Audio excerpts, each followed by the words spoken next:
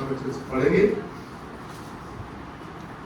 लगभग दोपहर से तीसरे पहर तक सारे देश में अंधेरा छाया रहा और सूर्य का उजाला जाता रहा और मंदिर का पर्दा बीच में से फट गया और यीशु ने बड़े शब्द से पुकार करके कहा, हे पिता, मैं अपनी आत्मा तेरे हाथों में सौंपता हूं। ये कह करके प्राण छोड़ दिए। सूबेदार ने जो कुछ वहां था देख रहा था और परमेश्वर की बड़ाई की और कहा, निश्चय ये मनुष्य धर्मी था। और भीड़ जो ये देख के इकट्ठी हुई थी, इस घटना को देख करके छाती पीटती हुई लौट गई, पर उसने सब जान पहचान और जो स्त्रियां गलील से उसके साथ आई थी दूर खड़ी हुई, ये सब देखती रही। तो 7 कलमे प्रभु यीशु मसीह ने जो कहे वो ऐसे वचन थे जिन वचनों के द्वारा आज मसीहत जो है इस संसार में, इस दुनिया में खड़ी है कि किस कदर प्रभु यीशु मसीह की जो लोगों की और उस समय के जो अत्याचारी राजे थे उनके द्वारा खुदावंद यीशु मसीह के ऊपर जो बहुत बड़ा विरोधी काम जो शैतान के द्वारा किया गया, क्योंकि इंसान जो है कभी शैतान नहीं होता और इंसान के अंदर शैतान जब आता है तो उस समय खुदा का विरोध करना, प्रभु यीशु मसीह का विरोध करना शुरू कर देता। मैं इस कलमे को बताने से पहले आपको बताना चाहूंगा कि जब प्रभु यीशु मसीह पैदा हुए तो उस समय से लेकर के हेरोदेस राजा जो है खुदावंद यीशु मसीह के पीछे पड़ रहा है और खुदावंद यीशु मसीह को मारने के लिए 2-2, 3-3 साल के बच्चों का कत्लेआम जो है वो करना शुरू कर दिया। लेकिन खुदा की अगुवाई पा करके खुदा के फरिश्ते जो है मरियम की और यूसुफ की अगुवाई करते थे और उनको बताते थे कि बच्चे को यहाँ पर खतरा है, इसलिए बच्चे को लेकर के तुम इधर चले जाओ, तुम उधर चले जाओ और तुम जहां पर सेफ है वहां पर उसको लेकर के चले जाओ। क्योंकि वो समय था कि प्रभु यीशु मसीह का बचपन जो है वो दुखों से गुजरा और पैदा होने से पहले मरियम का जो जीवना था, उसकी जीवन शैली थी, वो इतनी कठिन थी, इतनी मुश्किल थी। एक कुंवारी मरियम जो है जब मां बनने वाली होती है तो कितना बड़ा दुख जो है वो झेलना पड़ता, क्योंकि वो खुदा की मर्जी थी। लेकिन इसी प्रकार खुदावंद यीशु मसीह जैसे कद काठ में बढ़ता रहा, इसी प्रकार जब खुदा में, प्रभु में, जील डोल में बढ़ता चला गया और परमेश्वर का जो असली कार्य जो है वो शुरू हुआ जब यीशु मसीह ने 40 दिन और 40 रात वास किया। और उसके बाद जो शैतान के साथ लड़ाई करी यीशु मसीह ने, शैतान को भगाया प्रभु यीशु मसीह ने, और सब चीजों को हम देखते हुए हम यहां तक आज पहुंचे कि प्रभु यीशु मसीह ने हमारे लिए उस क्रूस को चुना जो घृणित थी और जो बहुत ज्यादा क्रूरता की मौत जिसको दी जाती थी, उसको कलवरी क्रूस के ऊपर चढ़ाया जाता था। मेरे अजीजों, इतना बोझ लेकर के मैं सोचता हूं कि अगर हमारे कोई 2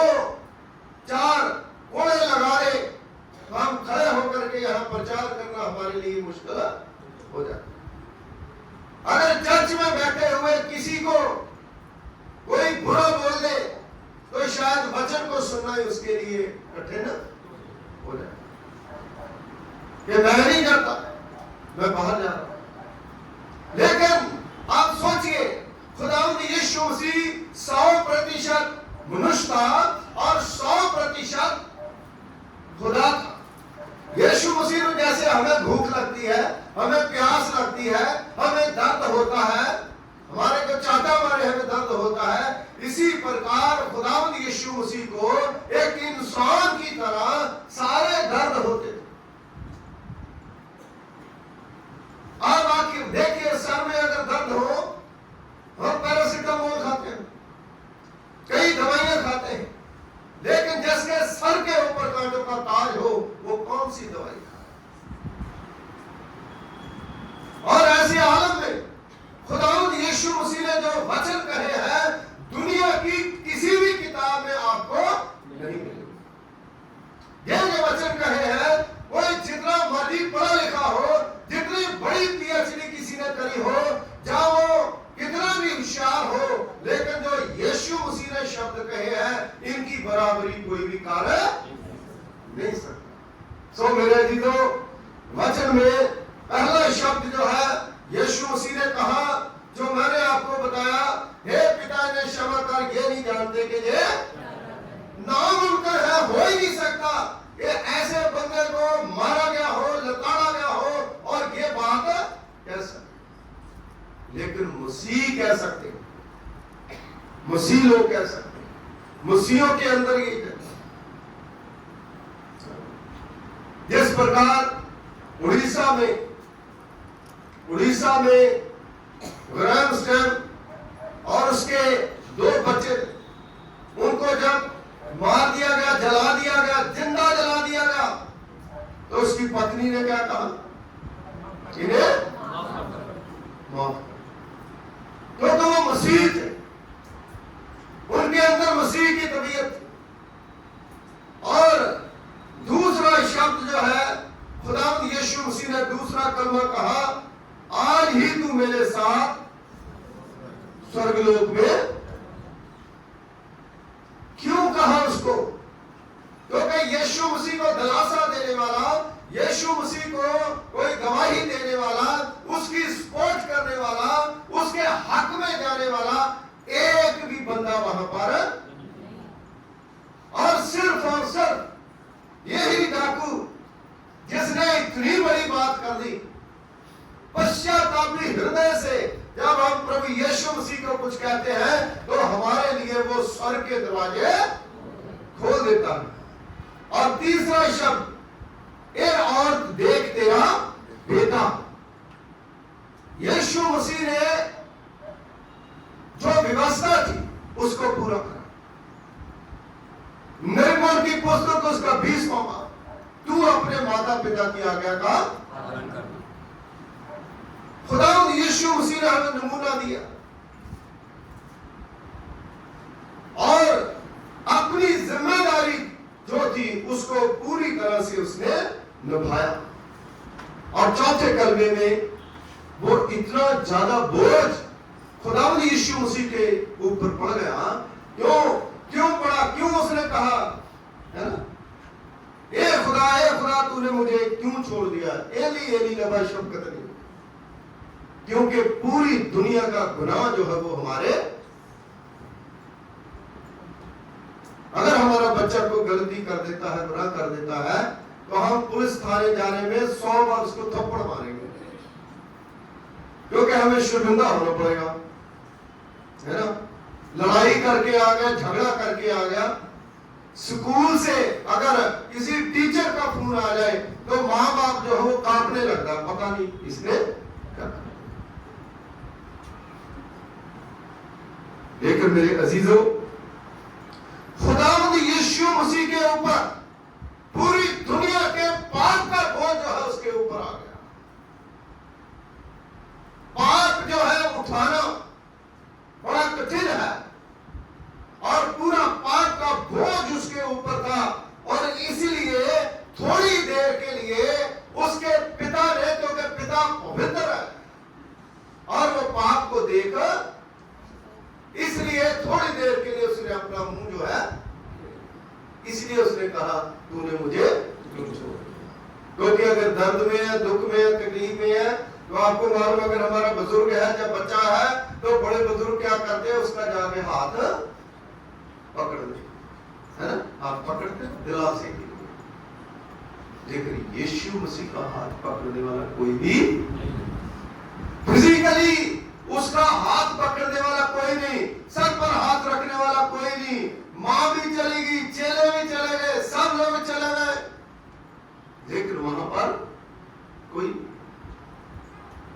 जो डाकू थे उनके भी हाथ बंधे हुए थे, यीशु मसीह के हाथ बंधे हुए थे, इसलिए वो दर्द जो है उस मेरे अजीजों, पांचवा कर्मा जो है, मैं प्यासा। शारीरिक तौर पर वो इतने कमजोर थे, तो जब यीशु मसीह पैदा हुए थे, सोना, मोहर और लुभान जो है खुदा ने यीशु मसीह को भेंट चढ़ाया, और उसमें वो चीज थी कड़वी, जिसका मतलब था कि क्रूस पर तुम चढ़ेगा और तू दुख सहेगा, तुमको जेल दिया जाएगा। और वचन में लिखा है जब उसने पानी मांगा तो उसको क्या दिया गया, सिरका दिया, कड़वा, वो पी नहीं सकता। और प्रभु यीशु मसीह को आत्मिक प्यास थी, जिस प्रकार बिल साहब ने बताया बड़े बढ़िया तरीके से, अच्छे तरीके से, तो रूहों की प्यास है। ये एक तो दुनियावी, इसका मतलब है कि उसको सच में प्यास लगी थी, और उसका धर्म ज्ञान मतलब है कि उसको रूहों की प्यास। आज मेरी और आपकी ड्यूटी बनती है, अगर आप यीशु मसीह के दिन को मानते हो, उसकी क्रूस को मानते हो, उस पर विश्वास करते हो कि एक रूह जो है आपको बचानी, क्योंकि वचन में लिखा है अगर एक रूह बचती है तो स्वर्ग में लाखों फरिश्ते जो है वो खुशी मनाते हैं। और यीशु मसीह ने वो रूह को बचाया, डाकू को बचाया। मेरे अजीजों, आज हमें भी खुदा के नक्शे कदमों पर चलने की जरूरत है। और सातवां कदम जो है, ए बाप मैं अपनी रूह तेरे हाथों में, इसका मतलब है खुदावंद यीशु मसीह को कोई मारे, उसने अपने खुद से, अपनी मर्जी से अपनी रूह जो है खुदा के हाथों में सौंप दी। हालेलुया।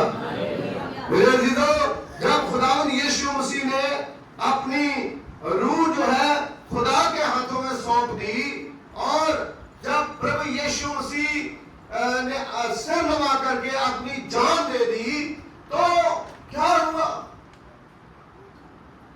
बहुत सी कब्रें खुल गई। ऐसा मैं नहीं कह रहा, बाइबल में लिखा। हालेलुया। बहुत सी कब्रें, मुर्दे जो है जिंदा हुए और लोगों ने देखा। आज जो लोग खुदा से दूर हैं, वो भी चलते फिरते क्या है, मुर्दे हैं। और जो लोग प्रभु यीशु मसीह को ग्रहण करते हैं, वो लोग जो है जिंदा हो जाते हैं, क्योंकि यीशु मसीह ने हमारे लिए अपनी जान कलवरी क्रूस पर कुर्बान कर दी। हालेलुया। प्रभु यीशु मसीह की मौत जब हुई, जब उसने अपनी जान दे दी, तो बहुत सी विचित्र प्रकार की अद्भुत घटनाएं जो है वहां पर घटी। और वो घटनाएं क्या थी?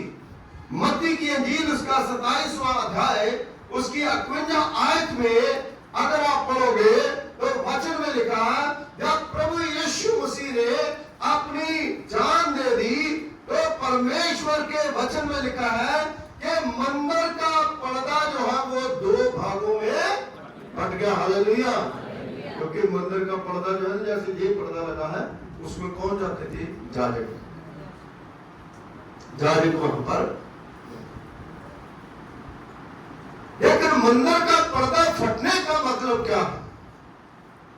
कि हमारा जो टूटा हुआ रिश्ता परमेश्वर के साथ, आदम का टूटा हुआ रिश्ता जो था, आदम के द्वारा पूरी दुनिया का टूटा हुआ रिश्ता दोबारा प्रभु यीशु मसीह ने खुदा के साथ मेल मिलाप कर दिया। इब्रानियों उसका 9 बाब 1 से 4 आयत भी आप पढ़ सकते हैं कि आदमी का जो पाप था और उस पाप ने परमेश्वर के और इंसान के बीच में जो दीवार थी, मंदिर फटने का मतलब है कि उसको तोड़ दिया।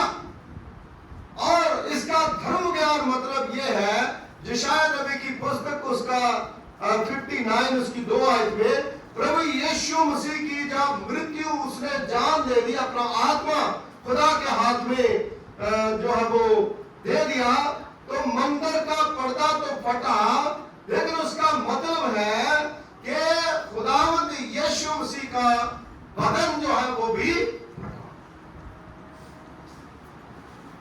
यीशु मसीह की मौत के द्वारा, उसके मार खाने के द्वारा, उसके लहू बहाने के द्वारा हमारा मिलाप जो है वो प्रभु से हुआ। हालेलुया। इसलिए मेरे अजीजों, प्रभु यीशु मसीह परमेश्वर और मनुष्यों के बीच में एक ही बिचौलिया है, बीच में उसके सवार कोई नहीं। यीशु मसीह की मृत्यु जो है वो पृथ्वी से स्वर्ग का पुल का काम करती है, वो हमें वहां तक पहुंचाती है। मंदिर का पर्दा का संकेत है असली राह प्रभु यीशु मसीह का शरीर का जो फटना है वो है, उसको आप देखें,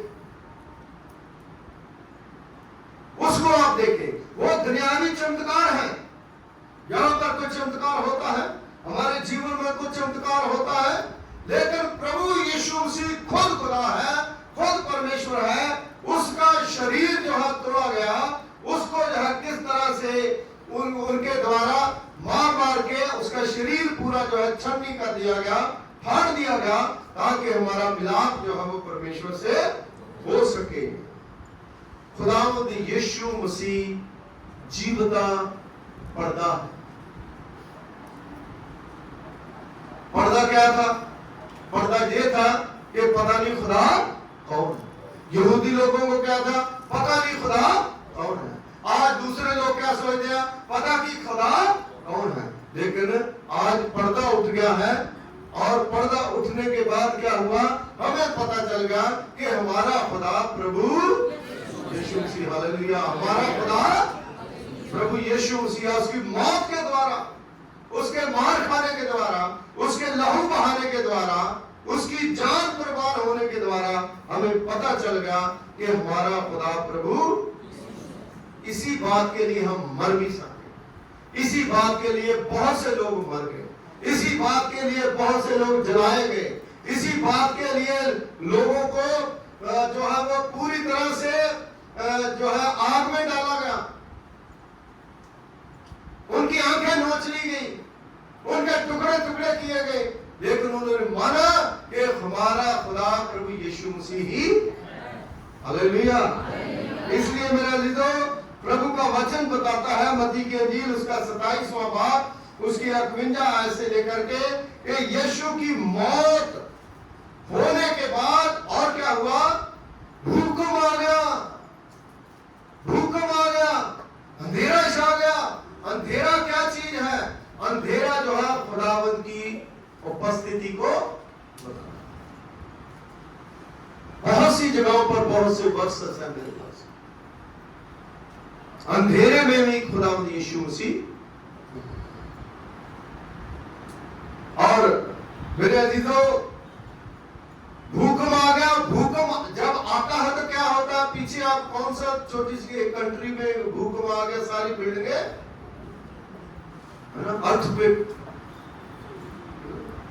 कैसे तबाही जो है वो मचती है। लेकिन वचन में यहां पर लिखा है भूकंप आने के कारण, बाइबल में लिखा है चट्टानें फट गई। चट्टान जो है वो कितनी, चट्टान का मतलब है कि हम कहते हैं यहोवा मेरी चट्टान है, लेकिन वहां पर चट्टानें जो है वो फट गई।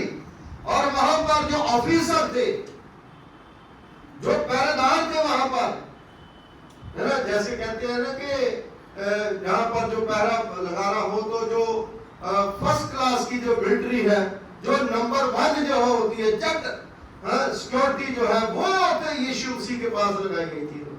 सबसे जो बेहतरीन ऑफिसर है उनको लगाया गया था। लेकिन वचन में लिखा है कि उनके दिल भी दहल गए और वो डर गए। वो कहने लगे ये सचमुच परमेश्वर का पुत्र है। यीशु की मौत जो है वो हमें ये बताती है, ये दर्शाती है कि यीशु मसीह सचमुच परमेश्वर का पुत्र है। उसने हमारे लिए जान दी, हमारे लिए वो मरा। मेरे अजीजों, ये भी लिखा है कि वहां पर कब्रें खुल गई। आप मत्ती की इंजील 27वें अध्याय में पढ़ेंगे तो आपको पता चलेगा कि किस तरह से कब्रें जो है वो खुल गई, और कब्रें खुली और शरीर रूप में जैसे मुर्दा लाजर जिंदा हुआ था, ऐसे जिंदा लोग हो गए। लोगों ने देखा है ना। अभी जो हमारे चर्च में कितने लोग मर चुके हैं ना, हमने भी मरना है ना। वो अचानक जो है एक दिन आएगा, वो जिंदा होंगे। और ऐसे अगर कोई जिंदा होकर के आके हमारे बीच में खड़ा हो जाए, हम कैसा अचंभा करेंगे, अरे क्या हो गया।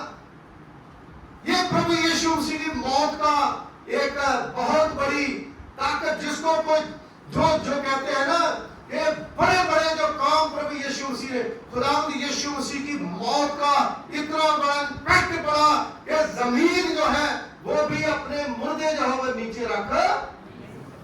हालेलुया।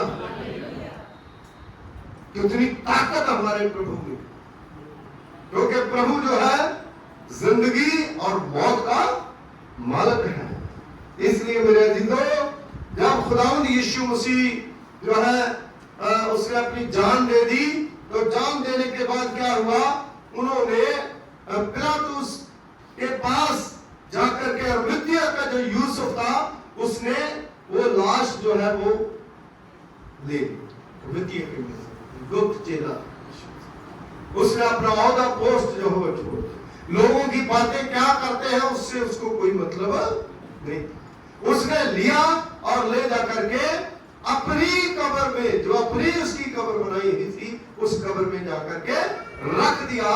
और जो पहरेदार थे, है ना, ऐसा भी कई बार बाइबल में आके 11 पहरेदार लगाए थे, इतने पहरेदार लगाए थे, और कितने पहरेदार लगाए थे, और वो पहरेदार जो है जहां लगा दे और सरकारी मोहर जो है उसके ऊपर लगा दे, है ना। क्योंकि यीशु मसीह ने कहा था ना कि मैं तीसरे दिन जिंदा, तो उन्होंने कहा तुम्हें जिंदा होने आप पहरा लगा के रखेंगे। तुमने कहा किधर को निकलना, किधर जाएगा तू, है ना।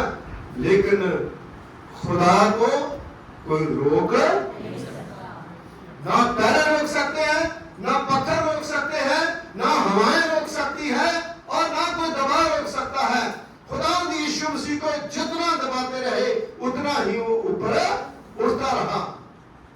सो मेरे अजीजों, मैं यहीं तक आपको बताना चाहता हूं कि यीशु मसीह के जो 7 वचन हैं वो एक प्रसाद की तरह है, जो सारी दुनिया में बांटा जा रहा है। आज हम भी बांट रहे हैं, हम लोग भी उसको कह रहे हैं कि यीशु मसीह परमेश्वर का पुत्र है, वही खुदा है। खुदा ही ऐसा कर सकता है, नहीं तो दूसरे इंसान जो है वो ऐसा कभी भी कार्य नहीं सकता। अलग अलग समयों में, अलग अलग टाइम में खुदावंद यीशु मसीह ने एक एक बात को क्लियरली लोगों को बताया, और एक भी बात प्रभु यीशु मसीह के अंगेज जो है कोई भी ढूंढ, आज तक भी कोई ढूंढ पाया, उस समय भी नहीं ढूंढ पाया और आज भी नहीं ढूंढ पाया। इसलिए मेरे अजीजों, आज जरूरी है कि हम खुदा के प्रचार को बढ़ाएं, खुदावंद यीशु मसीह की जो आशीष है उसको प्राप्त करें, और खुदावंद यीशु मसीह की शक्ति जो है वो मुर्दों में जान डाल देती है, शारीरिक कमजोरी है उसमें भी ताकत दे देती है, और अगर कोई कई परेशानियों से घिरा हुआ है, उन सारी परेशानियों से भी निकाल देती है। और यीशु मसीह के चारों तरफ जब प्रभु यीशु मसीह ने अपना आत्मा खुदा के हाथ में सौंपा और जो ऑफिसर थे उनका विजन क्लियर हो गया। ये वाकई ही परमेश्वर का उद्धार है। आज मेरा और आपका चर्च में बैठने का तभी फायदा है जब हमारा विजन क्लियर हो जाए कि खुदा के सिवा और हमारा कोई भी नहीं है। हालेलुया। हमारा प्रभु यीशु मसीह है जिसने बैप्टिज्म नहीं लिया, बैप्टिज्म ले ले, दुविधा में ना रहे। जिन्होंने तौबा नहीं करी वो कर ले, क्योंकि डाकू को यीशु मसीह ने बचाया। बरअब्बा डाकू जो है खुदा के पास आया, सूबेदार ने तौबा करी, उन ऑफिसरों ने तौबा करी, अरमतिया का यूसुफ का उसने तौबा करी, शमौन कैसी जिसने यीशु मसीह की क्रूस उठाई थी वो यीशु मसीह के पीछे आए। आज बहुत से लोग खुदा उनके पीछे जा रहे हैं, क्योंकि कौन है जो अपने मित्रों के लिए अपनी जान भी निछावर? यीशु मसीह। उससे बड़ा दोस्त हालेलुया, उससे बड़ा कोई भी दोस्त। दुआ करें। खुदावंद हमारे अनुग्रहकारी पिता, तेरा धन्यवाद करते हैं, तेरा शुक्रिया अदा करते हैं कि तूने अपनी बड़ी पाक मोहब्बत के द्वारा प्रभु जी होने दिया कि हम खुदावंद आपके पवित्र पाक कदमों में आ सके। शुक्रगुजारी के साथ प्रभु पिता परमेश्वर जी हम 7 कलमे जो है खुदावंद पर गौर कर सके। और प्रभु पिता परमेश्वर जी दुआ करते हैं जितने आपके बेटे और बेटियां आपके हजूर में आए हैं उन्हें बरकत दे, उन्हें आशीष दे, अपनी आशीषों से खुदावंद मालामाल करें। जिन्होंने गीत गाए, जिन्होंने दुआएं करी, जिन्होंने वचन पढ़ा, जिन्होंने अपना टाइम निकाला, खुदावंद उनके साथ हो। जो हमारे जितने प्रीचर हैं खुदावंद पिता परमेश्वर जी, आपने उनको अकल दिलाई और बुद्धि समझ दी, तेरा धन्यवाद करते हैं। मिसेस रीटा के लिए, मिसेस एकता के लिए और मिस्टर एलएम गिल साहब के लिए और मिस्टर अमानुएल पमी साहब के लिए, मिस्टर स्टेकपाल के लिए दुआ करते हैं। खुदावंद जिन्होंने आज का वचन प्रभु पिता परमेश्वर जी दिया जो बहुत ही महत्वपूर्ण है, खुदावंद इन पर भी अपनी कृपा करें। जिन्होंने सुना एक एक के लिए दुआ करते हैं, अपनी दया, अपनी कृपा, अपने फजल का हाथ रखें। जिन्होंने साज बजाए, गीत गाए, उन पर भी अपनी कृपा करें। प्रभु पिता परमेश्वर जी बकाए जो जितने हमारे प्रोग्राम हैं को अपने पाक हाथों में ले। कल का दिन जो सैटरडे है और प्रभु पिता परमेश्वर जी हम घरों में दुआ करें, प्रार्थना करें, तैयारी करें ताकि खुदावंद उस दिन को सेलिब्रेट करें, ईस्टर को सेलिब्रेट करें कि तू मर गया, दफन हुआ, 30 दिन मुर्दों में से प्रभु जी जी उठा। प्रभु पिता परमेश्वर जी हमें तैयारी वाला मन दे। पिता परमेश्वर जी सबको ब्लेस करे और बरकत दे। यीशु के नाम से मांगते हैं, आमीन आमीन।